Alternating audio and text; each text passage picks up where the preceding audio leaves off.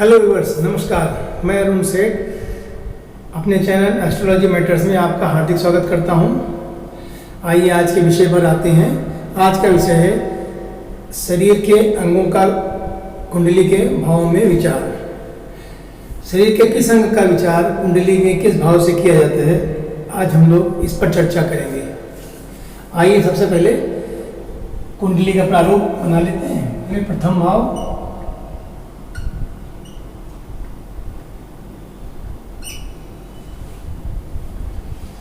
प्रथम भाव से हम शरीर के सबसे ऊपरी अंग सिर का विचार करते हैं, हेड।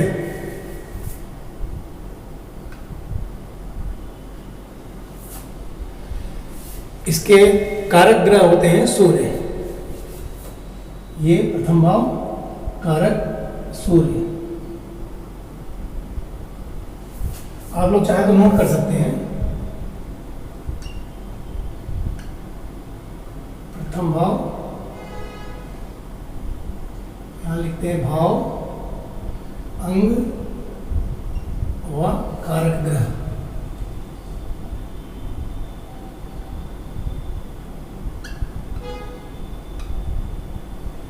प्रथम भाव से सिर का विचार करते हैं। इसके कारक ग्रह होते हैं सूर्य।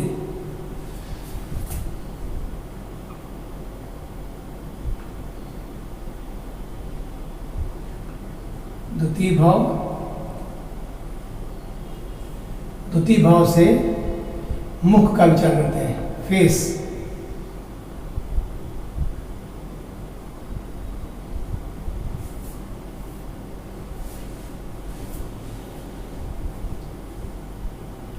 इसके कारक ग्रह होते हैं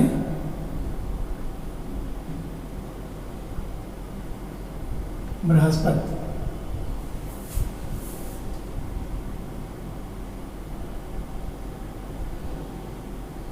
द्वितीय भाव, अंग, मुख, कारक ग्रह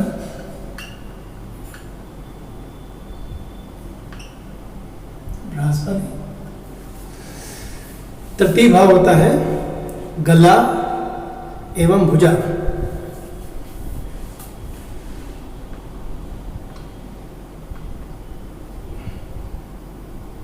तृतीय भाव से गला व भुजा का विचार किया जाता है। इसके कारक ग्रह मंगल।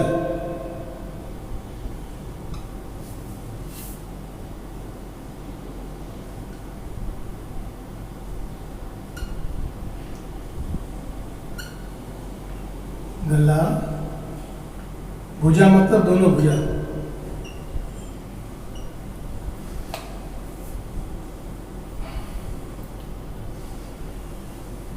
कारक ग्रह मंगल।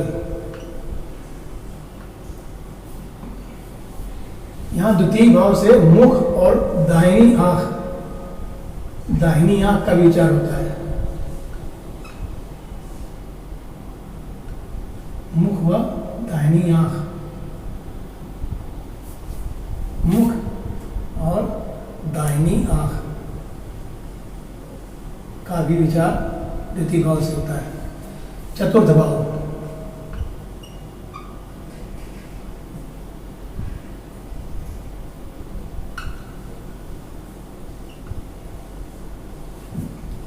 चतुर्थ भाव से चेस्ट या छाती का, जिसको वक्ष कहते हैं,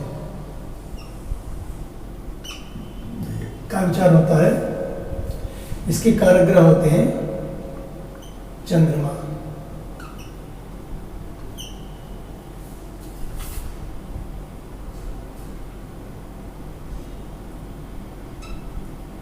चतुर्थ भाव वक्ष, कारक ग्रह चंद्रमा। पंचम भाव से उदर का विचार किया जाता है, पेट।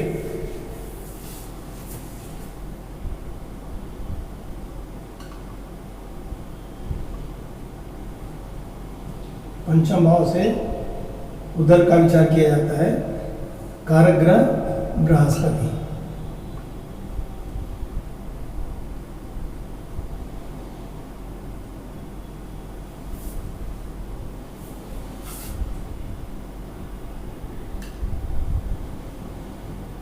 पंचम भाव उदर, कारक ग्रह बृहस्पति।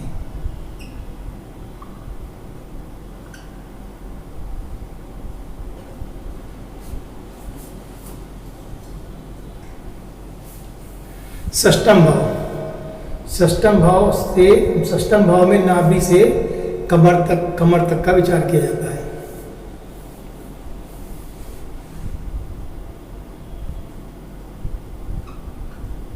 षष्ठम भाव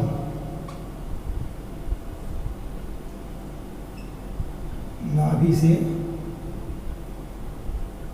कमर तक।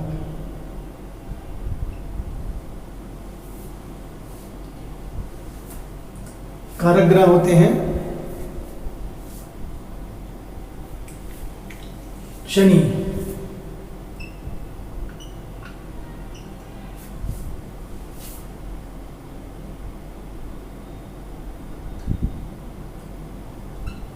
षष्ठम भाव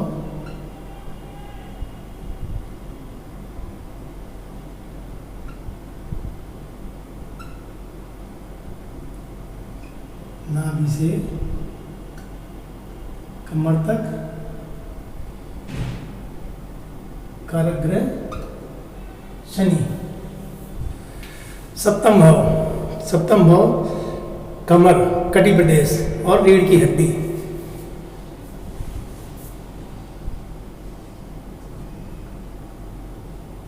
सप्तम भाव से कमर व रीढ़ की हड्डी।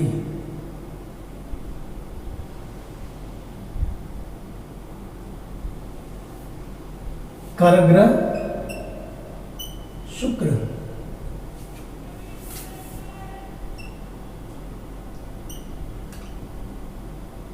सप्तम भाव कमर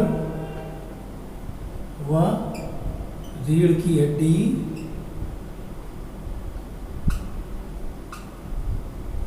कारक ग्रह शुक्र।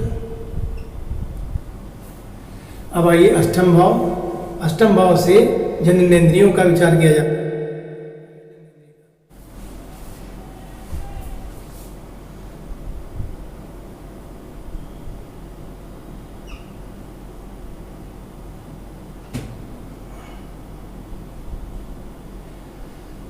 मित्रों, हम भाव बार बार इसलिए लिखते हैं इस प्रारूप में ताकि ये दिमाग में बैठ जाए कि ये भाव परिवर्तन नहीं होता है। भाव प्रथम ही रहेगा, द्वितीय रहेगा। ये भाव इसी क्रम में अष्टम, नवम, दशम, एकादश, द्वादश, प्रथम, द्वितीय इसी तरह रहेंगे। ये कभी परिवर्तित नहीं होंगे, इसलिए मैं बार बार लिख दे रहे हैं। अष्टम भाव जननेंद्रिय, अष्टम भाव से जनन इंद्रियों का विचार किया जाता है। इसके कारक ग्रह शनि।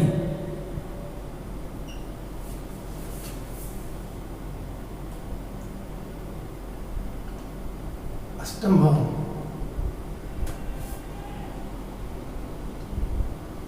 जननेंद्रिय,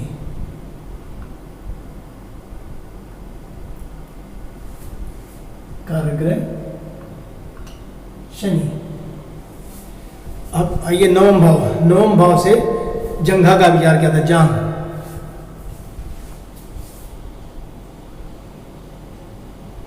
नवम भाव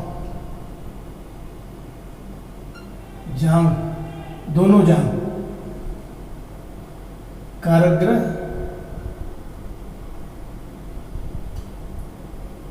बृहस्पति।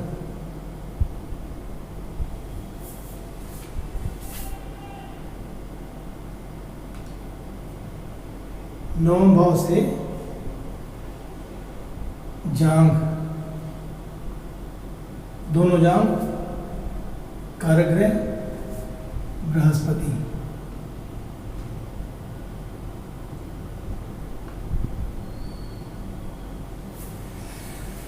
दसम भाव से घुटने का विचार किया जाता है और इसके कारक ग्रह सूर्य।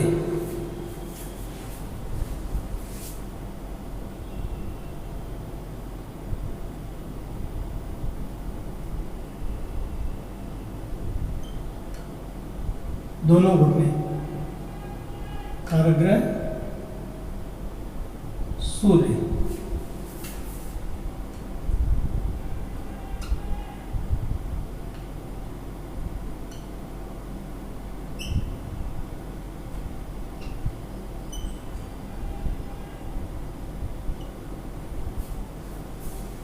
एकादश भाव से कान का भी विचार किया जाता है। घुटने से नीचे टखने तक, एंकिल, टखना जिसको एंकिल कहते हैं, घुटने से लेके टखने तक और कान का भी विचार एकादश भाव से ही किया जाता है।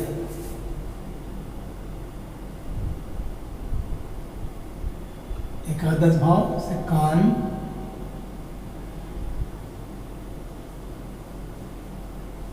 घुटने से टखने तक।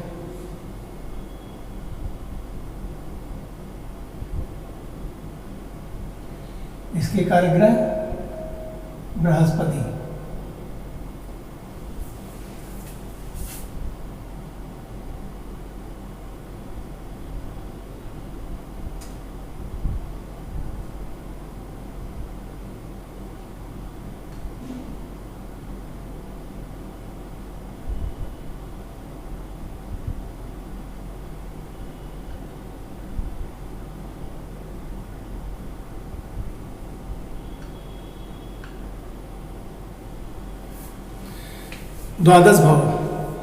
द्वादश भाव से बाईं आंख, पैर का पंजा और तलवार, इसका विचार द्वादश भाव से किया जाता है।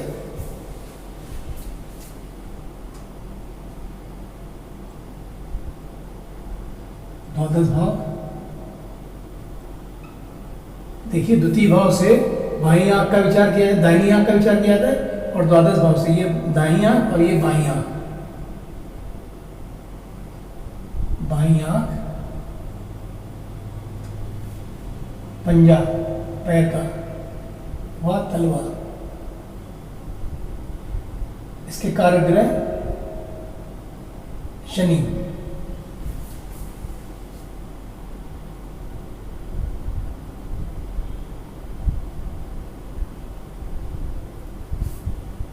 पंजा, बाईं आंख,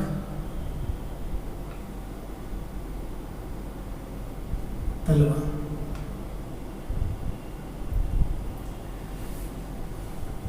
कारक ग्रह शनि।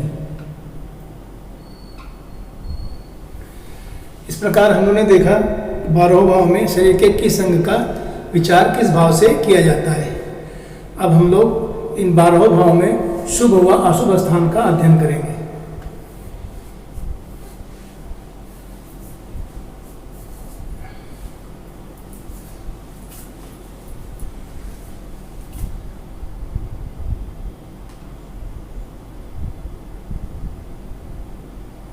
भावों के शुभ व अशुभ स्थान।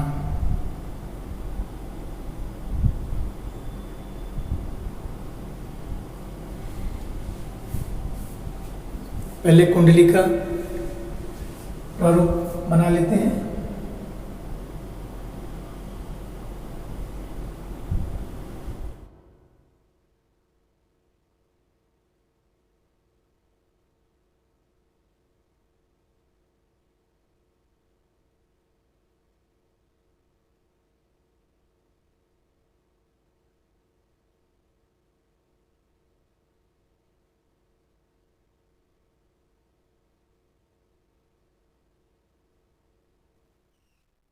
ये प्रथम भाव, द्वितीय भाव, तृतीय भाव, चतुर्थ भाव, पंचम भाव, षष्ठम भाव,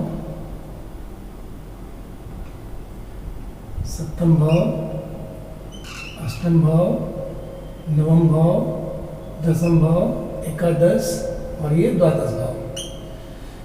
अब इनमें 12 भाव में कौन से स्थान सुख स्थान कहलाते हैं और कौन से दुख स्थान, इस पर चर्चा करेंगे।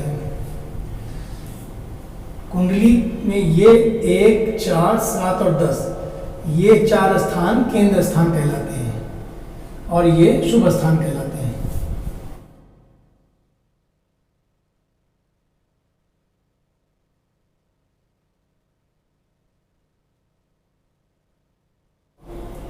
एक, 4, 7 और 10 ये शुभ स्थान कहलाते हैं।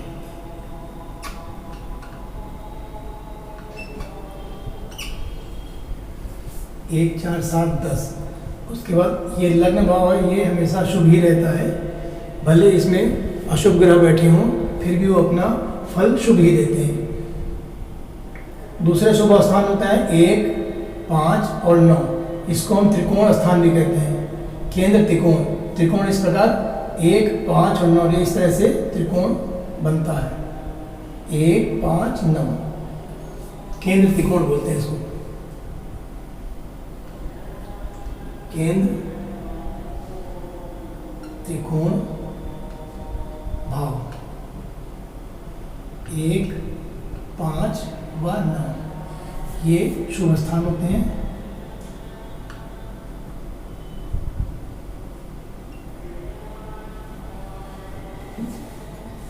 अब अशुभ स्थान में 3, 6 और 11 इनको हम त्रिक स्थान भी कहते हैं, त्रिक भाव।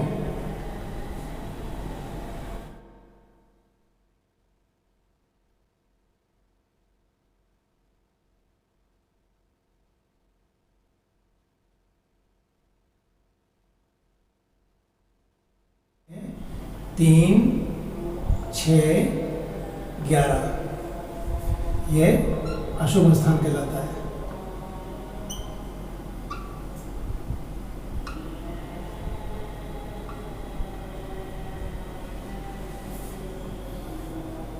अशुभ स्थान में अगर शुभ ग्रह भी बैठे हों तो वो भी अपने फल देने में अशुभता उनकी आती है। 3, 6 और 11 ये अशुभ स्थान कहलाते हैं। उसके बाद बचता है 8 और 12, ये 8वां भाव मृत्यु का भाव, मृत्यु का स्थान दर्शाता है, और 12वां व्यय का। ये भाव व्यय पर विचार किया जाता है, 8वें भाव से मृत्यु पर विचार किया जाता है, अतः ये दुख स्थान है। अशुभ तो नहीं लेकिन दुख स्थान कहलाते हैं।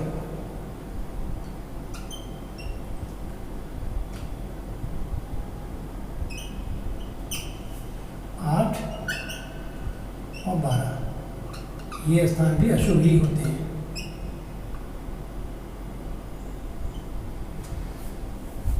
फिर दूसरा भाव और 7वां भाव, दूसरे और 7वें भाव को मारक स्थान भी कहते हैं।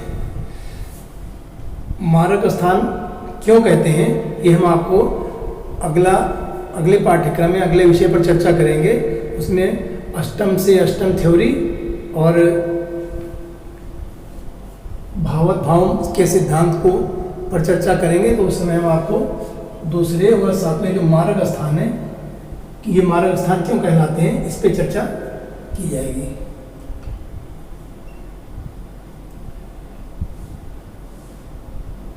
मारक स्थान दूसरा 7वां।